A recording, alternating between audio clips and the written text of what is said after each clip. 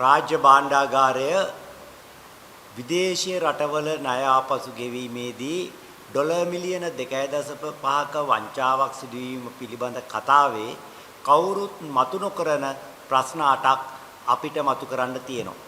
ප්‍රශ්න අංක 1 සියලුම බහුපාර්ශ්වීය ණය හැරුණුකොට සියලුම අනිකුත් ණය ගෙවීම නතර කර තිබෙන පසුබිමක ආණ්ඩුව විසින් ඕස්ට්‍රේලියාවේ ආයතනයක පමණක් ණය ගෙවුවේ කොහොමද? ප්‍රශ්නාංක 2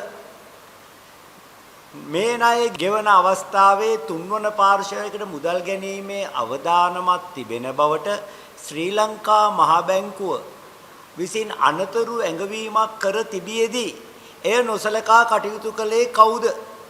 ප්‍රශ්නාංක 3 2025 වසරේදී ඉන්දියාවේ ආයතනයකට ණය ගෙවීමේදී මෙසේ තුන්වෙනි පාර්ශ්වයකට යෑමේ අවදානමක් පිළිබඳ ශ්‍රී ලංකා මහ බැංකුව අනතුරු ඇඟවීමක් කරලා තිබෙනවා. එහෙමනම් ඒ අනතුරු ඇඟවීම කරපු අතර අපිට පේනවා ඉන්දියාවේ ආයතනයකටත් ණය ගෙවීම නතර කර තිබියදී ආපසු ණය ගෙවීමක් කර තිබෙනවා කියලා. එහෙම ගෙවන්න බලය දුන්නේ කවුද?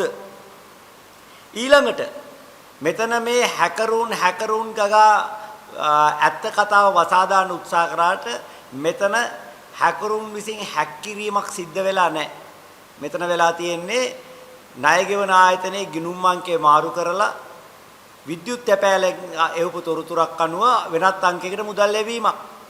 එතකොට එහෙම මිසක් මුදල් යන අතරමඟදී හැක් කිරීමෙන් වෙන ගිණුමට ලබා ගැනීමක් නෙවෙයි අප විසින්මයි ගිණුම් අලුත් ගිණුමට මුදල් යැවීම සිද්ධ කරලා තියෙන්නේ.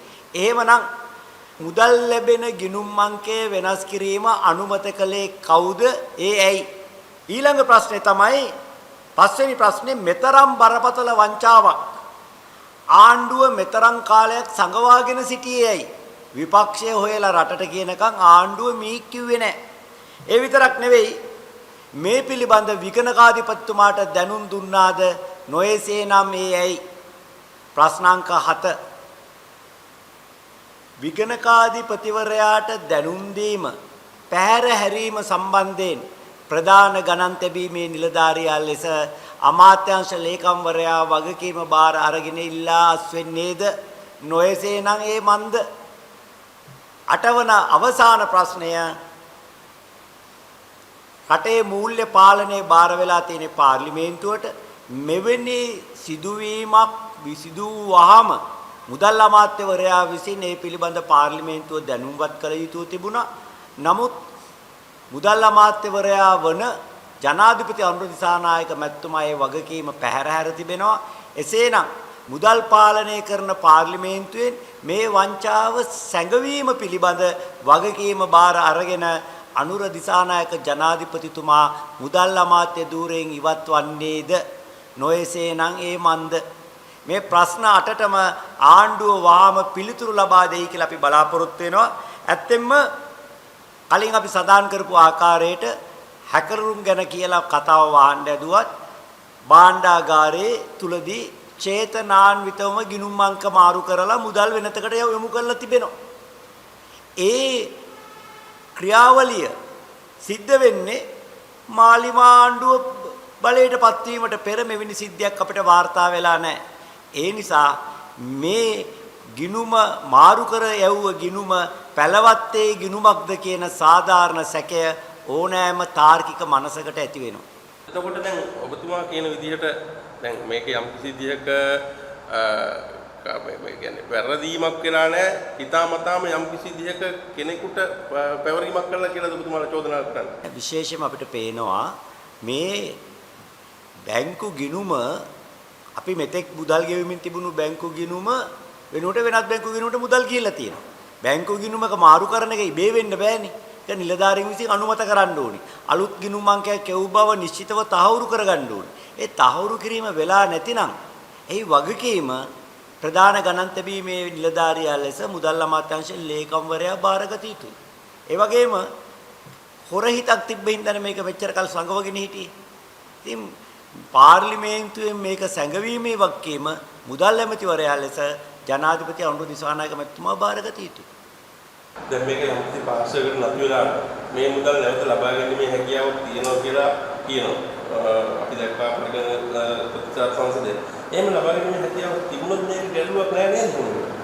ගැටලුවක් නැත්නම් කොහොමද? දැන් ඔබ දැන් ඔබේ දුරකථනයේ කෙනෙක් හොරකම් කරන් ගියාම දුරකථනය ලැබුණාට පස්සේ එතනින් ප්‍රශ්න ඉවර වෙනවද නැත්නම් ඒ හොරකම කළ පුද්ගලයාට දඬුවම් කරනවද?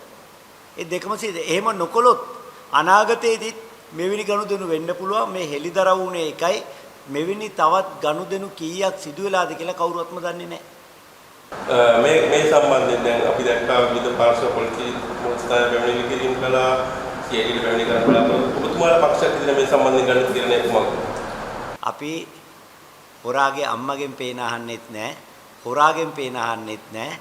ඒ නිසා රහස් පොලිසියටවත් අල්ලස් කොමිසමටවත් පැමිණිලි කරන්න කිසිම බලාපොරොත්තුවක් නැහැ.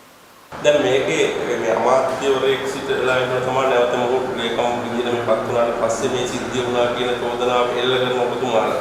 දැන් එතුමා ඇත්තටම මේ දේශපාලන පත්වීමක් කියන පදනමේ දැන් ඔබතුමාලා කියන්නේ. ඒතර කලින් මෙහෙම නොවුනේ නිලධාරියෙක් මේ දේ නිවැරදි කරන නිසාද? එතකොට මේ වරද සාමාන්‍යයෙන් මෙතෙක් භාණ්ඩාගාර ලේකම් නිලධාරීන් එක්ක පරිපාලන සේවයේ නිලධාරියෙක් නැත්නම් ශ්‍රී ලංකා මහ බැංකුවේ නිලධාරියෙක්. හැබැයි මේ කෙලින්ම ඍජුවම දේශපාලන පත්වීමක් උට විෂය ගැන තියෙන අවබෝධය ගැන අපිට අවබෝධයක් නැහැ.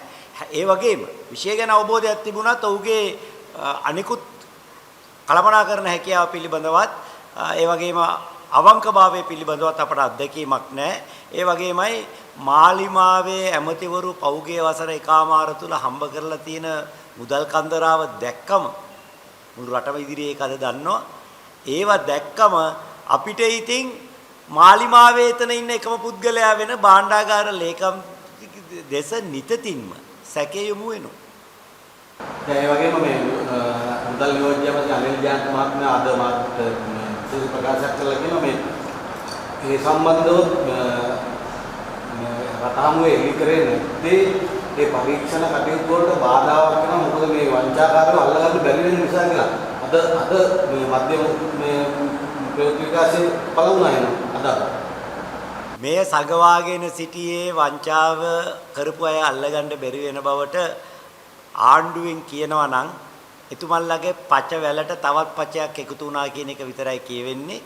දැන් ඒක ගිහිලා තියෙන වෙනත් ගිණුමකට නම් ඒ ගිණුමේ අයිතිකාරයා කවුදයි කියලා දැනගන්න එක රට දැනගත්තම එවැනි වංචාවක් තියෙන බව දැනගත්තට පස්සේ අපි හිතමු කවුරු හරි දුරකථනයක් අරන් ගිහලා සංගෝගෙන ඉන්නවනම් දුරකථනේ නැති වුණා කියලා අපි දන්නවා කියලා දැනගත්තම දැන් මේක හොයනවා කියලා දැනගන්නවා. මේක එහෙම දෙයක් නෙවෙයි. ගිණුමකින් තවත් ගිණුමකට මුදල් මාරු කිරීමක්. ඒක රට දැනගත්තයි කියලා ගිණුම කාගේද කියලා හොයාගන්න එකට කොහොමද බාධා වෙන්නේ? මේ මාධ්‍යවේදී මහත්තුරුන්ට තිබුණා අහන්න කොහොමද ඒ බාධාව වෙන්නේ කියලා. මට නම් තේරෙන්නේ නැහැ.